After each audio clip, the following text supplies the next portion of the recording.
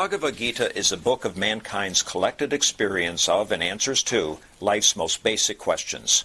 Who I am, from where do I come, what is my purpose and destiny, and most practically, how do I find happiness? These podcasts originate in the lectures of Neil Bhatt, a disciple of Swami Chinmayananda. They are presented here in 20 to 30-minute segments, each covering 3 of the Gita's 701 verses. Welcome to Gita Wisdom for Daily Living. We have been discussing chapter 6, Dhyana Yoga, yoga of contemplation and meditation.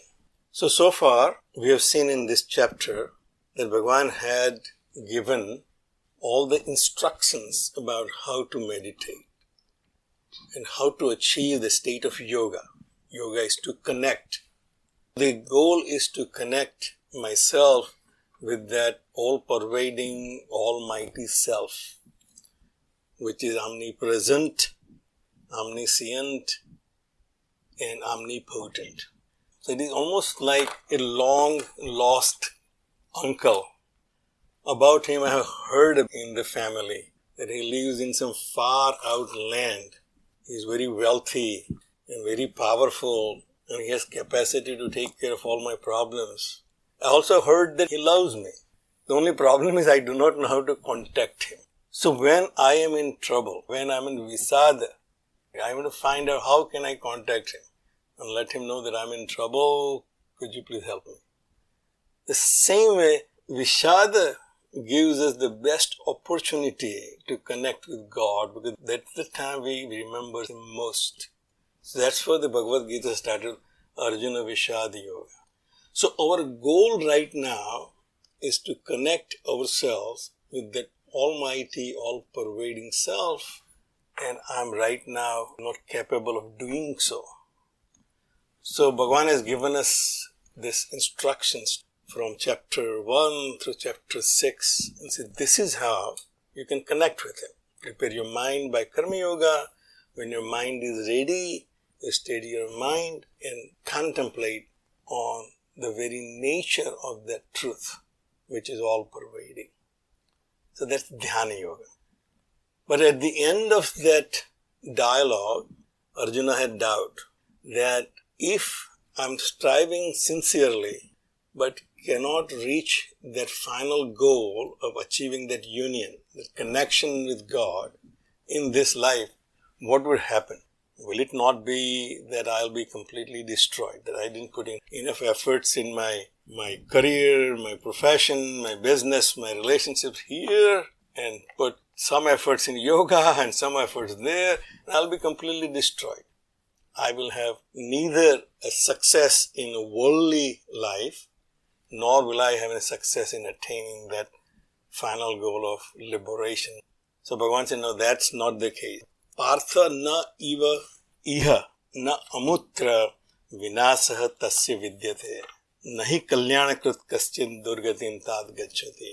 One who is striving for good, one who is putting efforts in the field which is good, he never gets destroyed. He will never end up in a very deplorable situation.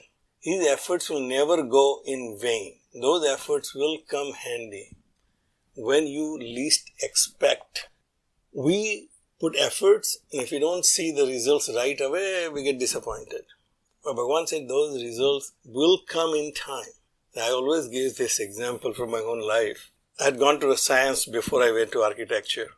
So in my days, there was 11 years of schooling, then a preparatory science. And then you can go either into engineering or medicine.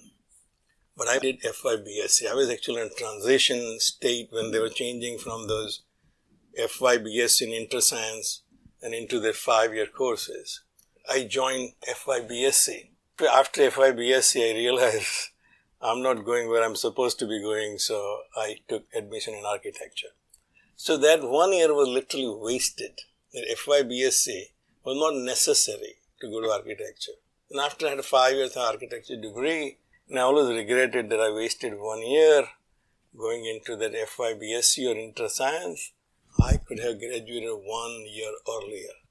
Till I came to United States and applied for registration here.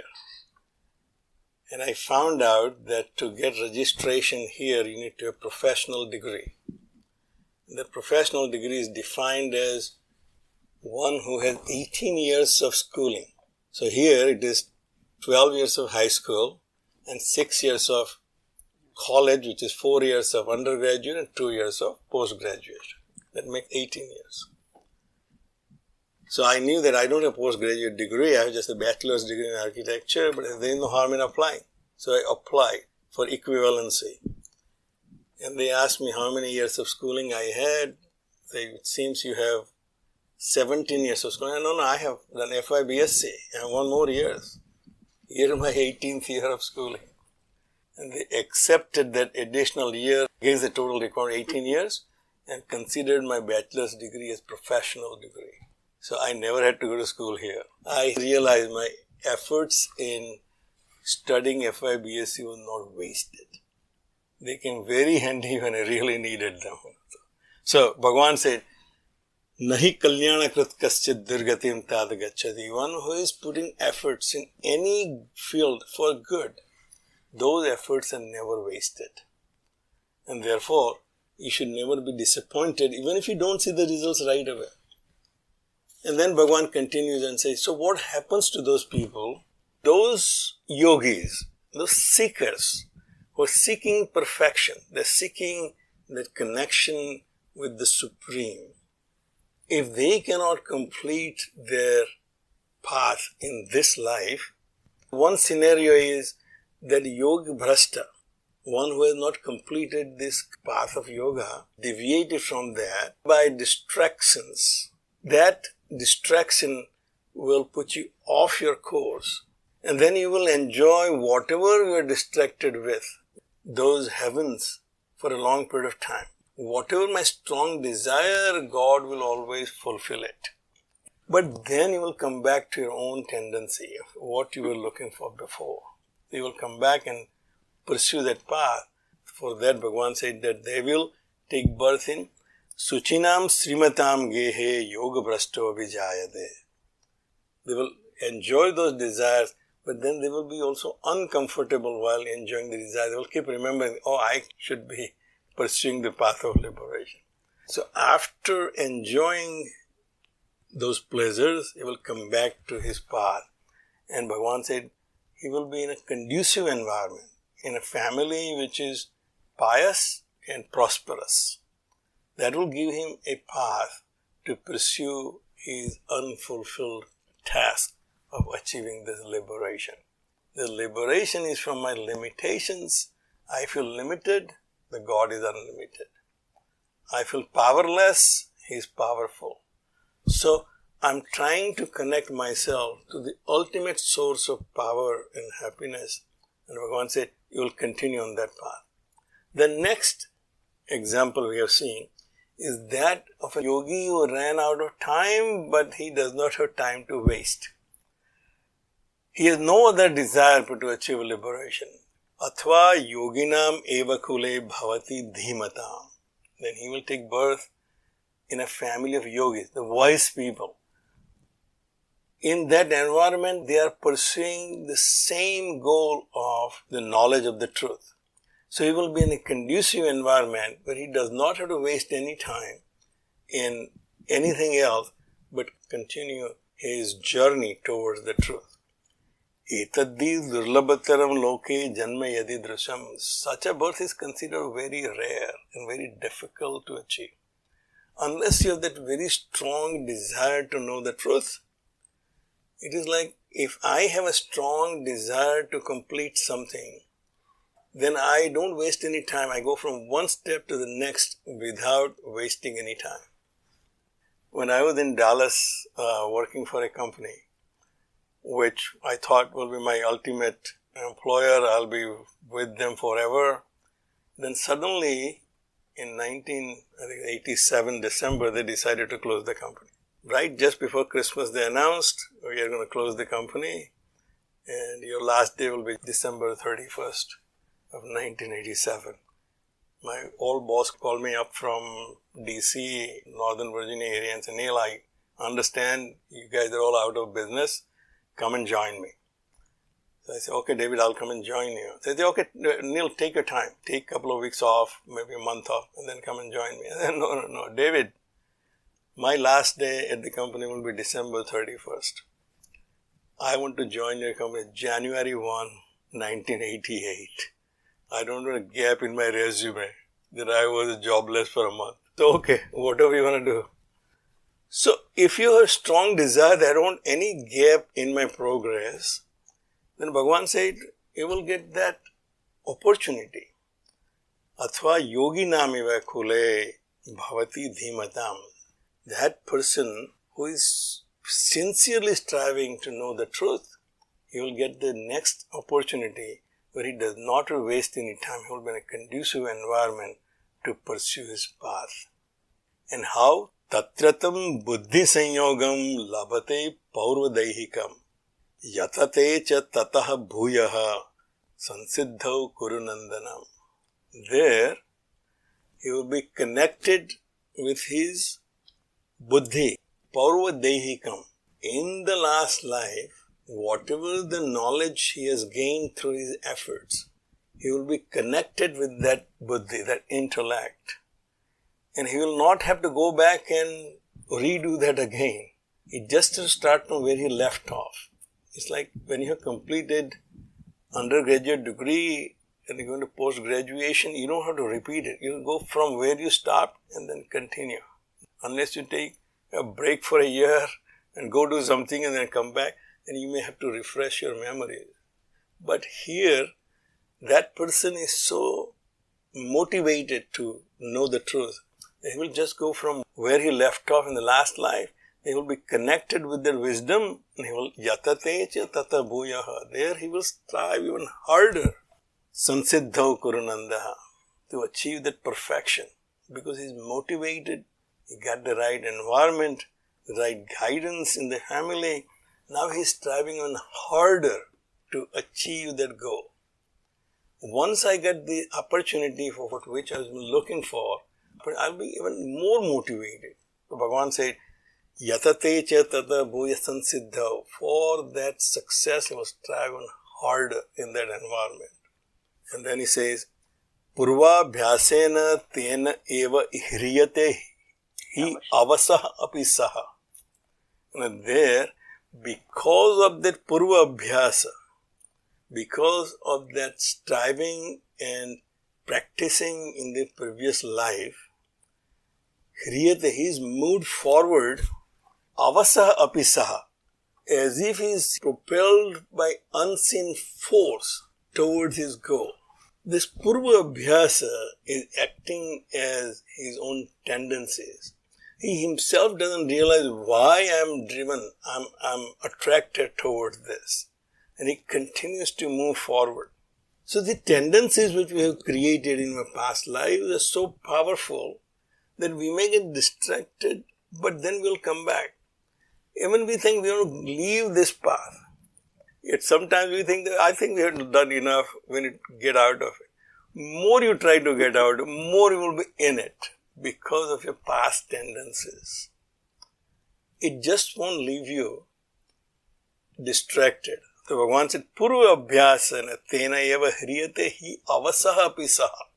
In the environment where there are so many other distractions. But in spite of that, that practice from the previous efforts will propel me towards my goal. Jignasuhu api yogasya sabda brahma ati vartate. Now this is a difficult one. Jignasuhu api. Even the one who is curious to know this truth, Sabda Brahmati Vartate, he goes beyond Sabda Brahman.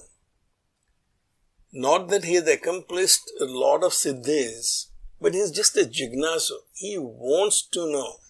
He is the sincere seeker of the truth. In any subject, that's what we see.